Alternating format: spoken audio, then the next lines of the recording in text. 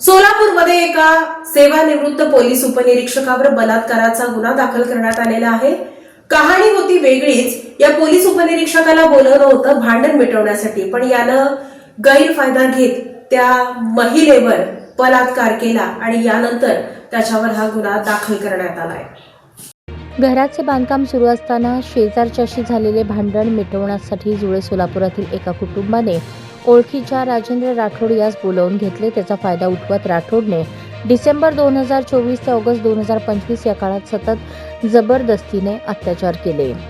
पीडितेच्या फिर्यादीवरून राजेंद्र देवीदास राठोड याच्याविरुद्ध सदर बसार पोलिसात बलात्काराचा गुन्हा दाखल झाला आहे. राठोड हा सेवानिवृत्त पोलीस उपनिरीक्षक आहे. 1 वर्षापूर्वी पीडितेने शेजारच्याशी झालेले भांडण मिटवण्यासाठी ओळखीच्या राजेंद्र राठोड यास बोलावून घेतले.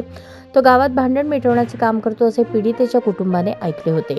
त्याने शेजारच्या विरुद्ध विजापूर नाका पोलिसात फिर्याद द्यायला लावली. त्यानंतर एके दिवशी पोलीस आयुक्तालयात अर्ज करायचा आहे म्हणून बोलावून घेतले. अर्ज देऊन आल्यावर घरी जाताना राठोड याने त्याच्या 4 चाकीत बोलावून घेतले. पाणी प्यायला दिले आणि गाडीतच गुंगी आली. जाग आल्यावर गाडी सिद्धेश्वर कारखान्याजवळील मोकळ्या मैदानात होती.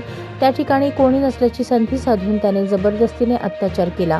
फोटो व्हिडिओ काढले. ते सोशल मीडियावर व्हायरल करतो म्हणून अत्याचार केले. कामानिमित्त मुंबईला गेल्यावर त्या ठिकाणी देखील अत्याचार केले.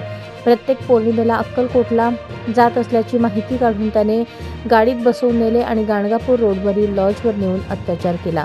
त्यानंतर सतत पतीची नोकरी घालवतो, मुलांना ठार मारतो, फोटो व्हिडिओ व्हायरल करतो असे म्हणून अत्याचार केला.